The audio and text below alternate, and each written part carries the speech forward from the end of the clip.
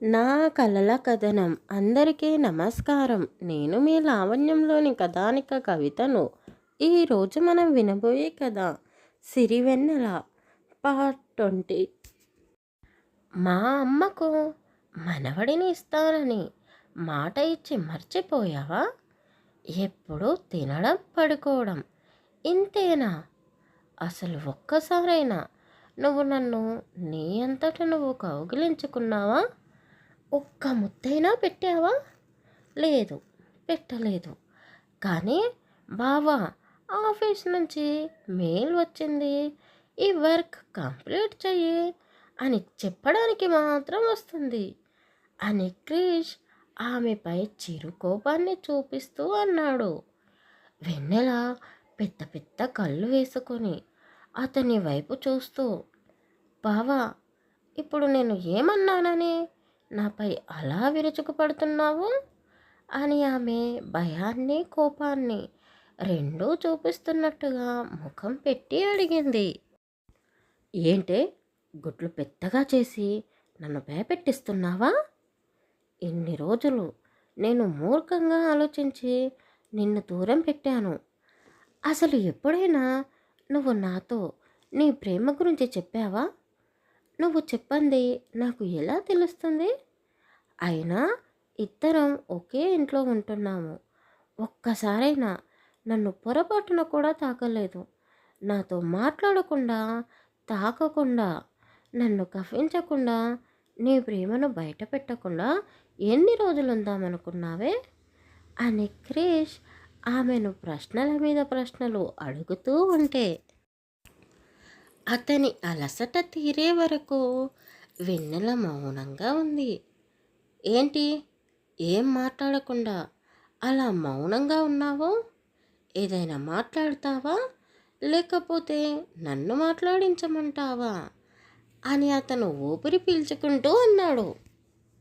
వెన్నెల ఒక గ్లాసులో వాటర్ తీసుకుని వచ్చి అతని చేతిలో పెడుతూ, బావా, నువ్వన్నట్టు ఇవన్నీ నేను ఏమీ చేయలేదు.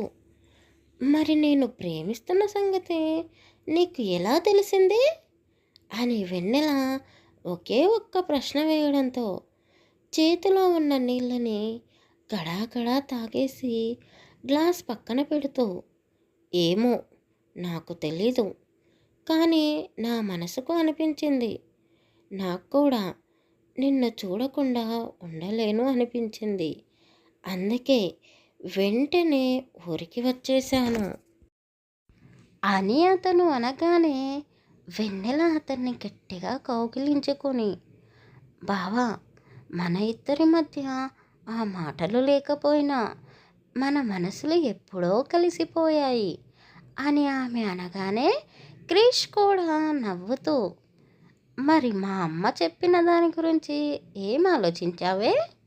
నీకు తల్లి కావడం ఇష్టమేనా అని అతను అడగగానే తులసి సిగ్గుపడుతూ అతని కౌగిలిలోనే ఒదిగిపోతూ, బావా, నా కడుపులో నీ ప్రతిరూపం ఊపిరి పోసుకోవాలి.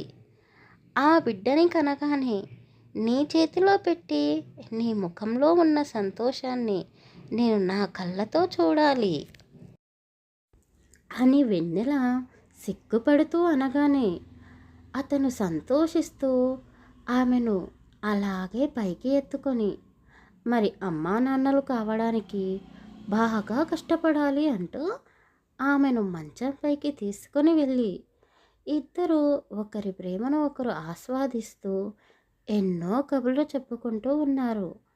ఒకరి కౌగిలిలో ఒకరు హాయిగా నిద్రలోకి జారుకున్నారు. ఎప్పటిలాగే వెన్నెల ఉదయాన్నే నిద్ర లేవగానే క్రిష్ కౌగిలిలో ఉన్న ఆమె అతన్ని చూడగానే మురిసిపోతూ ఎంతో ప్రశాంతంగా ఉన్న అతని ముఖాన్ని చూసి నుదిటిపై చిన్నగా ముద్దిచ్చింది.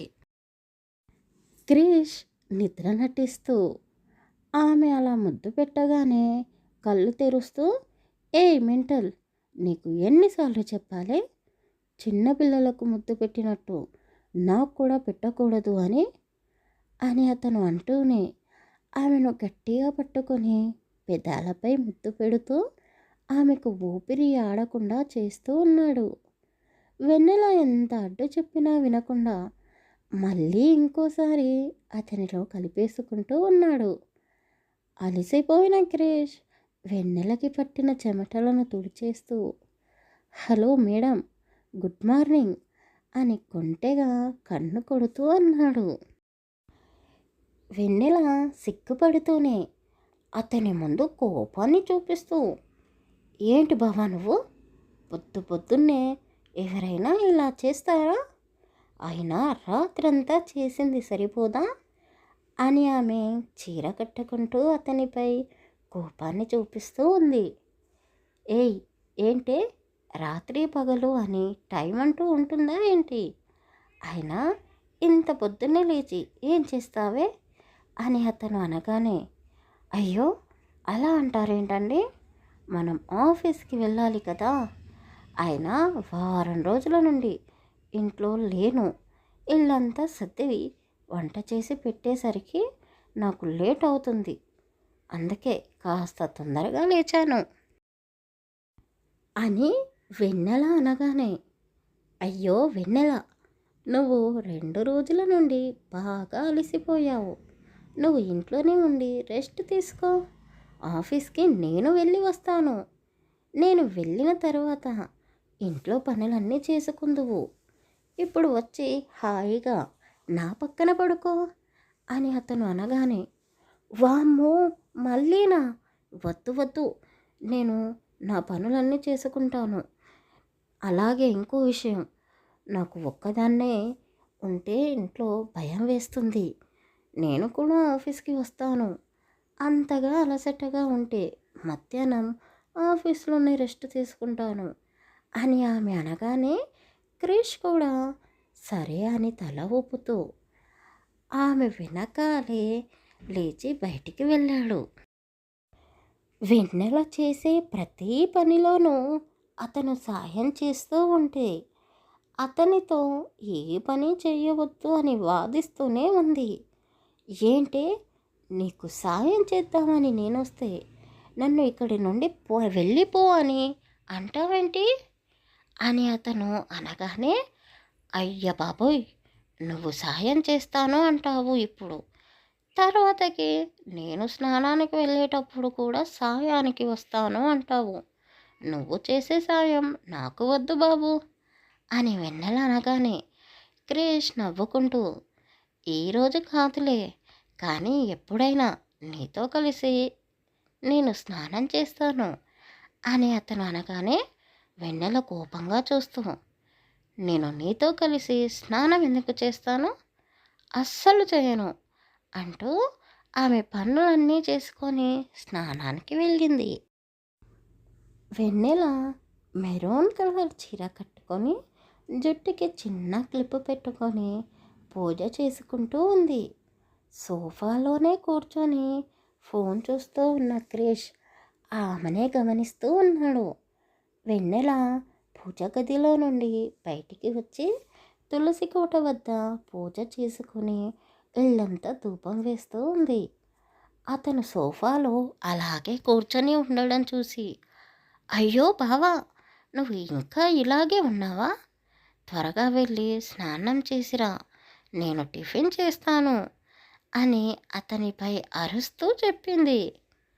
వామ్మో, ఇది పూర్తిగా మారిపోయింది, మొన్నటిదాకా నన్ను చూడాలంటేనే భయపడేది, అలాంటిది ఇప్పుడు నా పైనే కోప్పడుతుంది, ఇక్కడే ఉంటే ఇంకేమంటుందో, ఎందుకు వచ్చిన బాధ, వెళ్ళి స్నానం చేసి వస్తాను అంటూ క్రిష్ వాష్రూమ్లోకి వెళ్ళాడు.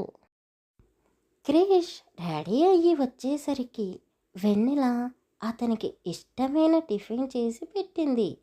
ఇద్దరూ కలిసి టిఫిన్ చేస్తూ కాఫీ తాగేశారు. వెన్నెల హడావిడిగా పరుగులు తీస్తూ ఇద్దరి కోసం లంచ్ బాక్స్ పెట్టుకొని ఇంటికి తాళం వేసి ఇద్దరూ ఒకేసారి ఆఫీస్కి బయలుదేరారు. వెన్నెల స్కూటీ ధీరంగా ఆమె వైపు చూస్తూ ఉంది. నీకు కొద్ది రోజులు సెలవు ఇచ్చాను, ఈ రోజు నుండి నేను బావ కలిసే వెళ్తాము అప్పుడప్పుడు నిన్ను తీసుకుని బయటికి వెళ్తాను. అంతవరకు నువ్వు రెస్ట్ తీసుకో అని వెన్నెల స్కూటీకి చెప్పడంతో క్రిష్ అది చూసి నవ్వుకుంటూ, వెన్నెల, నువ్వు నిజంగా ఇంకా చిన్న పిల్లవే, అన్నీ పిల్ల చేష్టలే ఉన్నాయి అని అంటూ ఆమె వైపు, స్కూటీ వైపు చూస్తూ నవ్వు ఆపుకోలేకపోతూ ఉన్నాడు. బావా, ఎందుకలా అంటున్నావు? నా బుజ్జముండ చూడు, నన్ను ఎంత దీనంగా చూస్తుందో. పాపం, అది నాకు తెలియకుండా ఒక్కరికి కూడా గాయం చేయలేదు తెలుసా అని వెన్నెల కాస్త ఎమోషనల్ అవుతూ ఉంటే క్రిష్ నవ్వడం ఆపేసి కార్ దిగి, వెన్నెల, నువ్వు దిగు అంటూ ఆమె చెయ్యి పట్టుకొని దింపాడు. ఈరోజు మనం నీ స్కూటీపై ఆఫీస్కి వెళదాం. ఒక వారం స్కూటీ పైన, ఒక వారం కార్లో. ఎలా ఉంది నా ఐడియా అని అతను అనగానే వెన్నెల సంతోషిస్తూ ఓకే ఓకే అని స్కూటీని స్టార్ట్ చేసింది. హలో మేడం, ముందు నేను కూర్చోవాలి, నా వెనకాల నువ్వు కూర్చో. నా నడుము చుట్టూ చేతులు వేసి నన్ను గట్టిగా పట్టుకోవాలి. అప్పుడు నేను నిన్ను ఆఫీస్కి తీసుకొని వెళ్తాను అని అతను అనగానే వెన్నెల నవ్వుతూ అతని వెనకాల కూర్చొని మొదటిసారి అతని నడుము చుట్టూ చేతులు వేసి అలా రోడ్డుపై వెళుతూ ఉంటే ఆమెకు చాలా సంతోషంగా అనిపించింది. ఇద్దరూ అలా స్కూటీపై రావడం ఆఫీస్లో వాళ్ళందరూ చూసి ఆశ్చర్యపోయారు. సార్, ఏమైంది? మీ కార్ ట్రబుల్ ఇచ్చిందా? స్కూటీ పైన వచ్చారు అని వాళ్ళందరూ అడుగుతూ ఉంటే వెన్నెల వైపు చూస్తూ, అదేమీ కాదు, ఎందుకో నాకే వెన్నెలతో కలిసి ఇలా బైక్పై రావాలనిపించింది, అంతే అని వాళ్లకు సమాధానం ఇచ్చాడు.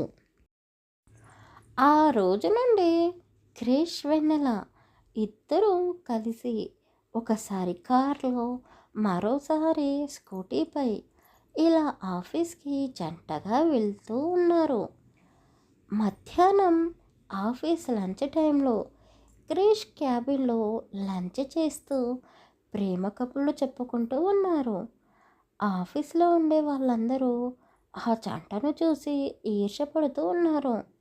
ఇంత హ్యాండ్సమ్ అబ్బాయి మాకెందుకు దొరకడు అని అమ్మాయిలు అనుకుంటూ ఉంటే, ఇంత అందమైన అమ్మాయి భార్యగా మా జీవితంలోకి రావాలంటే ఏం చేయాలి అని క్రిష్ దగ్గర సలహాలు తీసుకుంటూ ఉన్నారు అబ్బాయిలు. క్రిష్ ఇప్పుడు పూర్తిగా మారిపోయాడు. అతని మనసంతా వెన్నెల చుట్టే తిరుగుతూనే ఉంది. వెన్నెల కూడా అతని ప్రాణం కంటే ఎక్కువగా ప్రేమిస్తూ ఉంది.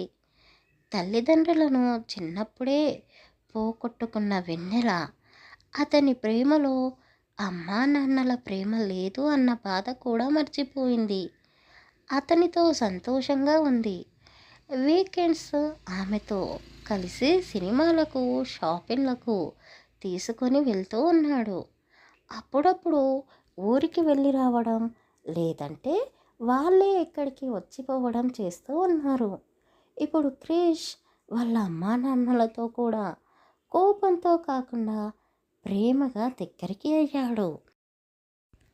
ఒకరోజు ఆఫీస్లో వర్క్ చేస్తూ ఉన్న క్రిష్కి ఊరి నుండి ఫోన్ వచ్చింది. సత్యభామకి పాప పుట్టింది అని. ఆ వార్త వినగానే క్రిష్ సంతోషిస్తూ వెన్నెలకి చెప్తాడు. ఇప్పుడు రెండు కుటుంబాల మధ్య కోపతాపాలు తగ్గిపోయి ఒకే కుటుంబంలా సంతోషంగా ఉన్నారు. వెన్నెల సత్యభామతో మాట్లాడుతూ, ఇప్పుడే పాప ఫోటో చూశాను, అచ్చం నీలాగే ఉంది, ఎంత ముద్దుగా ఉందో అని వెన్నెల సత్యతో చెబుతూ సంబరపడిపోతూ ఉంది. వెన్నీ, నేను తల్లినయ్యాను, తర్వాత నువ్వే అని ఆమె అనడంతో వెన్నెల నవ్వుతూ క్రిష్ వైపు చూస్తూనే ఫోన్ పెట్టేసింది. క్రిష్, వెన్నెల కొత్త ప్రాజెక్ట్ వర్క్‌లో బిజీగా ఉన్నారు. అప్పుడే వాళ్లకు పాప బారసాల ఉంది అని కబురు వచ్చింది. బావా, ఇప్పుడు ఎలా వెళ్దాము? ఇక్కడ వర్క్ కంప్లీట్ కాలేదు అని వెన్నెల దిగులుగా అన్నది. వెన్నెల, నువ్వు కంగారు పడకు. మనము ఉదయాన్నే బయలుదేరి చీకటి పడేలోపు ఇంటికి వచ్చేద్దాంలే. ఈ వర్క్ కంప్లీట్ అవ్వగానే లాంగ్ లీవ్ తీసుకొని ఊరికి వెళదాము అని క్రిష్ అనగానే వెన్నెల కాస్త భయపడుతూ, బావా, చీకట్లో ప్రయాణం అంటేనే నాకు భయంగా ఉంది. ఆ రోజు జరిగిన సంఘటన గుర్తు చేసుకుంటూ చెప్పింది.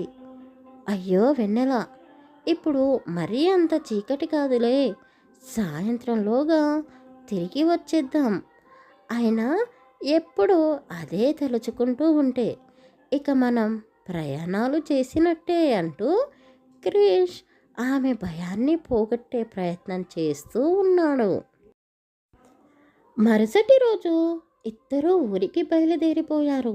వెన్నెల వర్క్లో పడి కాస్త నీరసంగా ఉండడం వల్ల క్రిష్ ఆమెని గమనించి నవ్విస్తూ కబుర్లు చెబుతూ ఉన్నాడు. ఊరికి చేరిపోగానే అందరూ వాళ్ళని పలకరిస్తూ ఉన్నారు. వెన్నెల వాళ్ళ అత్తగారు సత్యభామకు పుట్టిన పాపను తీసుకొని వచ్చి ఆమె చేతిలో పెడుతూ, చూసావా ఎంత ముద్దుగా ఉందో? చిన్నప్పుడు నువ్వు కూడా ఇలానే ఉండేదానివి. నీకు తెలుసా, నువ్వు పుట్టగానే మొదట నన్నే చూసావు అంటూ వెన్నెల చిన్నప్పటి జ్ఞాపకాలను గుర్తు చేస్తూ ఉంది. అత్తమ్మ, ఇంత చిన్న పాపను ఎత్తుకోవడం నా వల్ల కావడం లేదు. ప్లీజ్ మీరే తీసుకోండి అని వెన్నెల అనగానే పక్కనే ఉన్న క్రిష్ నవ్వుతూ, మరి నీకు పిల్లలు పుట్టాక అప్పుడెలా ఎత్తుకుంటా అని అతను అందరి ముందు అనగానే వెన్నెల కోపంగా చూస్తూ, ఆహా, నాకు మాత్రమే పిల్లలా? నీకు కారా? నువ్వు ఎత్తుకోవాలి కదా. ఇదిగో తీసుకో అంటూ ఆ చిన్న పాపని అతని ఒళ్ళో పెట్టేసింది. అంత చిన్న పాపని ఎత్తుకోవడం అతనికి కూడా రాకపోయేసరికి, అమ్మ, కింద పడిపోతుందేమో, నాకు ఎత్తుకోవడం రావడం లేదు, తీసుకోవే అని క్రిష్ అనగానే అక్కడ ఉన్న వాళ్ళందరూ వాళ్ళిద్దరినీ చూసి నవ్వుతూ ఉన్నారు.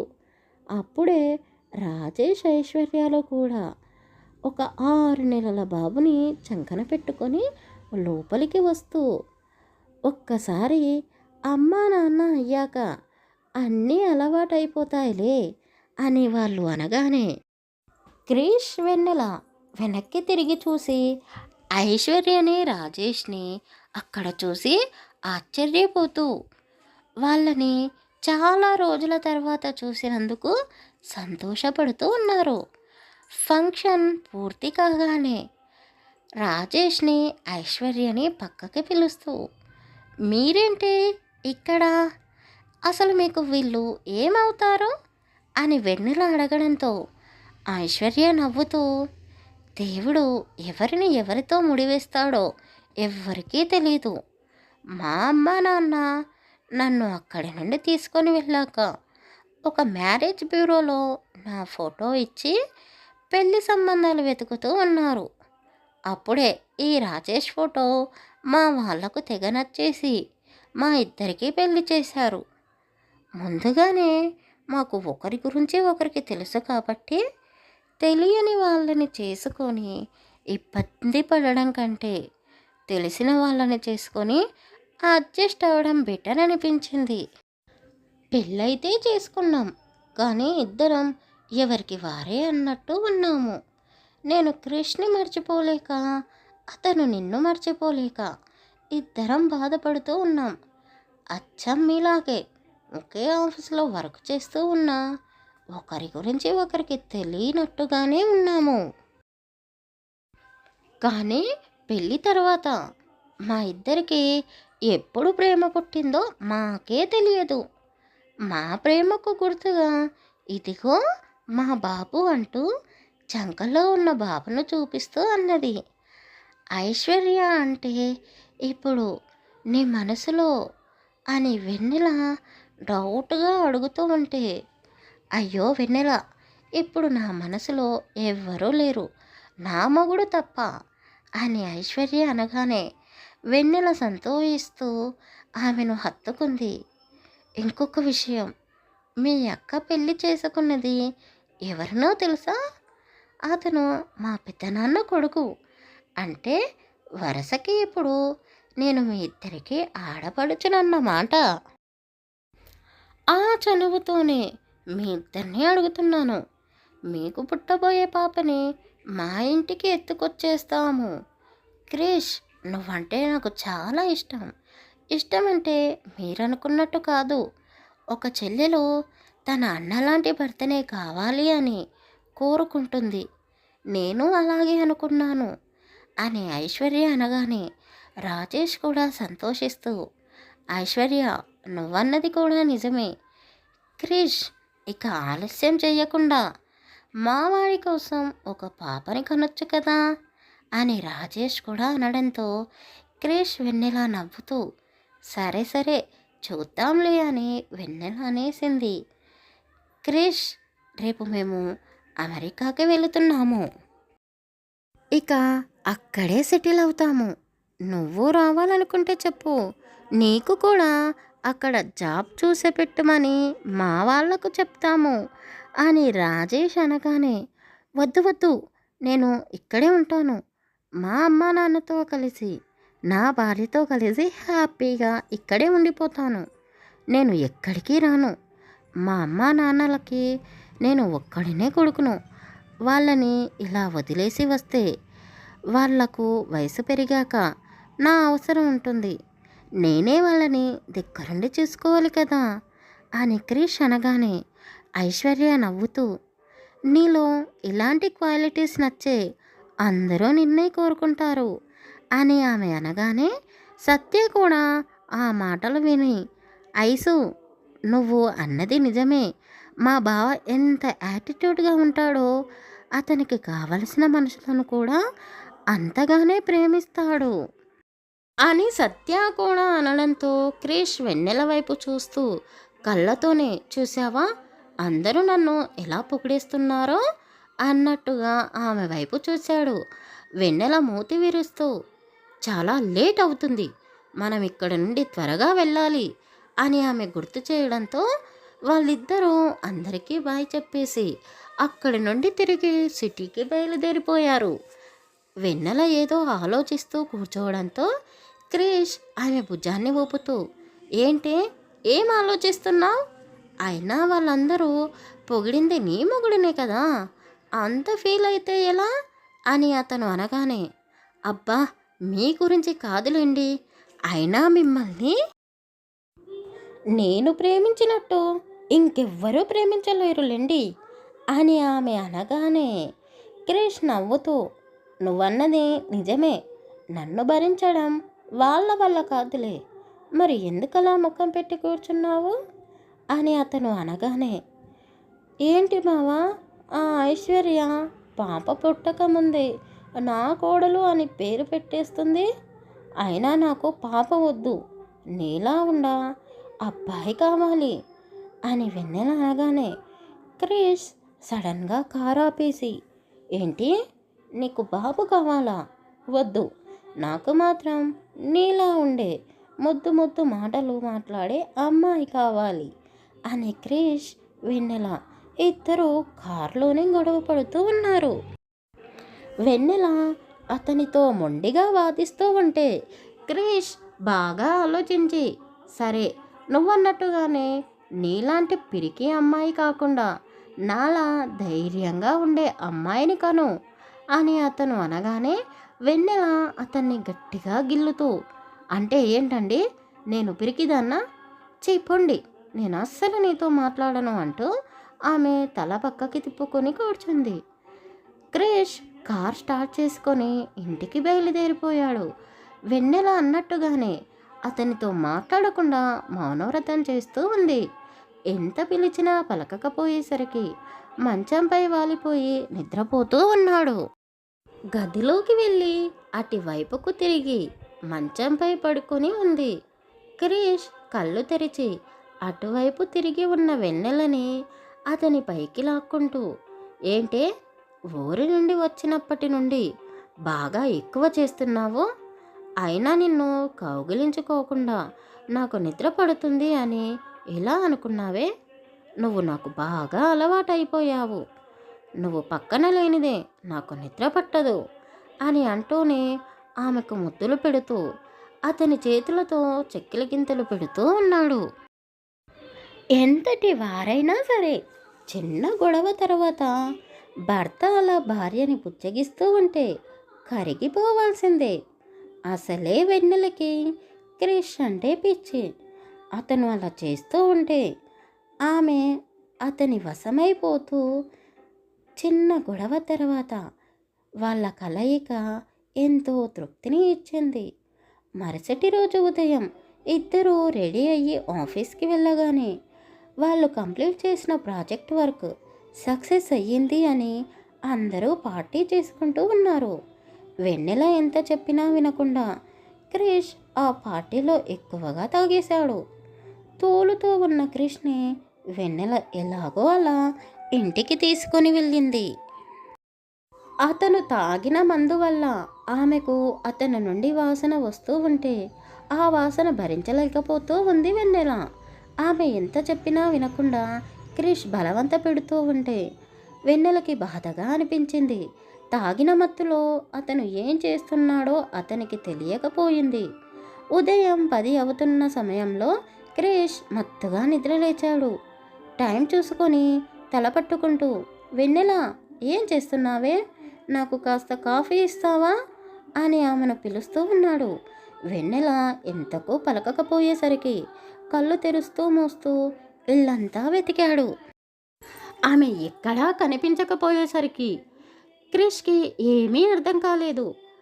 తల పట్టుకొని ఒక పక్కన కూర్చొని రాత్రి జరిగింది గుర్తు చేసుకొని, అయ్యో, రాత్రి నేను వెన్నెలని చాలా ఇబ్బంది పెట్టినట్టున్నాను. నా మీద కోపంతో ఎక్కడికైనా వెళ్ళిందా అని కంగారుగా అతని రూంలోకి వెళ్ళాడు. షర్ట్ వేసుకుందామని అటూ ఇటూ చూస్తూ మంచంపై ఉన్న వెన్నెలని చూసి షాక్ అయ్యాడు. వెన్నెల ఇంకా పడుకొనే ఉంది. ఏమైంది అని ఆమె దగ్గరికి వెళ్ళి, వెన్నెల, వెన్నెల అని తట్టి లేపుతూ ఉన్నాడు. ఆమె ఎంతకు లేవకపోయేసరికి ఆమెను ఎత్తుకొని హాస్పిటల్కి తీసుకొని వెళ్ళాడు. డాక్టర్ గారు ఆమెకు అన్ని చెకప్లు చేసి రిపోర్ట్స్ కోసం వెయిట్ చేస్తూ ఉంది. క్రిష్ ఆమె పక్కనే కూర్చొని వెన్నెల చెయ్యి పట్టుకొని ఏడుస్తూ, వెన్నెల, సారీ, నేను రాత్రి చేసిన తప్పు వల్ల నువ్వు ఈరోజు హాస్పిటల్లో ఉండాల్సి వచ్చింది. ఇంకెప్పుడు నేను తాగను, నీకు మాట ఇస్తున్నాను అని ఏడుస్తూనే ఉన్నాడు. అతన్ని చూసి డాక్టర్ నవ్వుతూ, ఏంటి, ఎందుకు బాధపడుతున్నావు? నీ భార్యకి ఏమీ కాలేదు. గుడ్ న్యూస్, మీ ఇద్దరు త్వరలో అమ్మా నాన్న కాబోతున్నారు అని ఆమె చెప్పగానే అప్పుడే కళ్ళు తెరుస్తూ ఉన్న వెన్నెల ఆ మాట విని క్రిష్ చెయ్యిని ఇంకా గట్టిగా పట్టుకుంది. ఇద్దరి సంతోషానికి అవధులు లేకుండా ఉంది. ఊరిలో ఉన్న అమ్మా నాన్నలు కూడా ఇప్పుడు వెన్నెలను చూసుకోవడానికి సిటీకే వచ్చేశారు.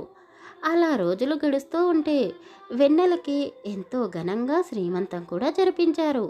ఆమెను కాలు కింద పెట్టనివ్వకుండా ముగ్గురు ఆమె చుట్టే తిరుగుతూ ఉన్నారు. వెన్నెల అంత ప్రేమను పొందుతూ వాళ్ళ మధ్య చిన్నపిల్లల గారాలు పోతూ ఉంది. అందరూ రోజులు లెక్క పెట్టుకుంటూ డెలివరీ టైం కోసం ఎదురు చూస్తూ ఉన్నారు.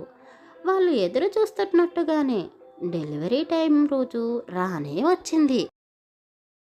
క్రిష్ ఆఫీస్లో ఉండగా వెన్నెలకి నొప్పులు రావడంతో క్రిష్ వాళ్ళ అమ్మా నాన్న ఆమెను హాస్పిటల్కి తీసుకుని వెళ్ళారు.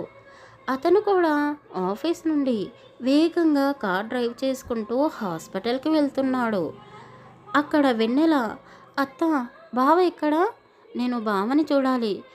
మొదట నాకు పుట్టబోయే బిడ్డను బావే చూడాలి అని వెన్నెల మారం చేస్తూ ఉంది. క్రిష్ డ్రైవ్ చేస్తూ ఉన్న సమయంలో ఇద్దరు చిన్నపిల్లలు అతని కారుకి అడ్డం రావడంతో సడన్ బ్రేక్ వేసి వాళ్ళని రోడ్డు దాటించి వాళ్లకు నవ్వుతూ సెండ్ ఆఫ్ ఇచ్చి అతను కార్ వద్దకు వెళుతూ, నాకు పుట్టబోయే పిల్లలు కూడా ఇలాగే ఉండాలి అనుకుంటూ ఉండగానే ఒక ముసలావిడని బ్రేకులు ఫెయిల్ అయిన లారీ ఢీ కొట్టబోతూ ఉంటే ఆమెను పక్కకు నెట్టేస్తూ క్రిష్ ఆ లారీ కింద పడి అక్కడికక్కడే ప్రాణం వదిలేశాడు. క్రిష్ కొన ఊపిరితో ఉన్నా కూడా వెన్నెలనే తలుచుకుంటూ, వెన్నెల నన్ను క్షమించు అంటూ కళ్ళనీళ్లు కారుస్తూనే ప్రాణం విడిచేశాడు. హాస్పిటల్లో ఉన్న వెన్నెలకి ప్రాణం పోతున్నట్టుగా నొప్పులు వస్తూ ఉన్నాయి. ఇక బావ రాడు అని ఆమెకు ఎందుకు అనిపించిందో ఏమో. అంతలోనే పండంటి ఆడబిడ్డకు జన్మనిచ్చింది. అతను కోరుకున్నట్టే ఆడబిడ్డ పుట్టింది అని వెన్నెల సంతోషిస్తూ, అత్తయ్య, బావ వచ్చేలా లేడు, నాకు ఎందుకో ఊపిరి ఆగిపోతుంది అనిపిస్తుంది అని వెన్నెల అనగానే ఆమె మాటలు విని సుభద్ర భయపడుతూ ఉంది. ఏంటి ఆ మాటలు? అలా ఎవరైనా అంటారా?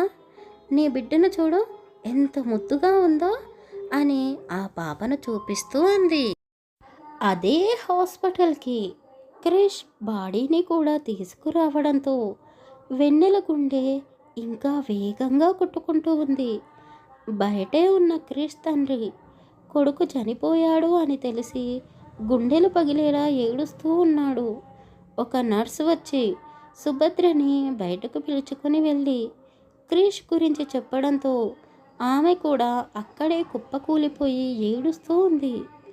కొద్దిసేపటి తర్వాత వెన్నెల వద్దకు వెళ్ళి ఆమెకు ఈ విషయం తెలియకుండా చూడాలి అనుకుంది.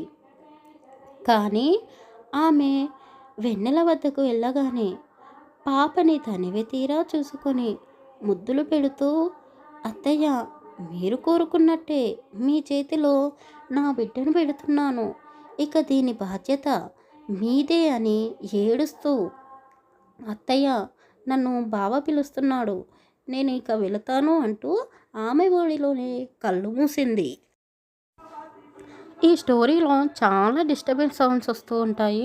వాటిని మీరు అస్సలు పట్టించుకోకండి. ఎందుకంటే మా ఊళ్ళో కూడా వెంకటేశ్వర స్వామి కళ్యాణం జరుగుతుంది. ఆ సౌండ్సే ఇవి. ఇక ఈ స్టోరీ గురించి చెప్పాలంటే, స్టోరీని సాడ్గా ఎండ్ చేయొద్దు అన్నారు. కానీ కొన్ని జీవితాలు ఇలాగే ఉంటాయి. మనం వాటిని మార్చలేము. నేను ఊరుకుంటానా? వాళ్ళకు పుట్టిన పిల్లలతో కొత్త స్టోరీని మీ ముందుకి తెస్తాను కదా. అప్పటి వరకు ఈ స్టోరీ గురించి కామెంట్ చేసి, లైక్ చేసి మన ఛానల్ని సబ్స్క్రైబ్ చేసుకోండి. అలాగే ఓపికగా నా స్టోరీని వింటున్న వాళ్ళందరికీ చాలా పెద్ద థ్యాంక్స్.